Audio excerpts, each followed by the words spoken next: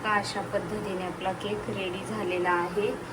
जो एक होता 1 किलोचा हाच फ्लेवर होता, तो दिलेला आहे मी सकाळी। आणि हा 1.5 किलोचा। थोडंसं हे आता वरचं डेकोरेशन बाकी होतं ना, एक चॉकलेट हे चेरी वगैरे लावायचं ते आता लावून घेतलेलं आहे। तर असा दिसतोय आपल्या केकचा फायनल लुक। हा आहे 1.5 किलोचा।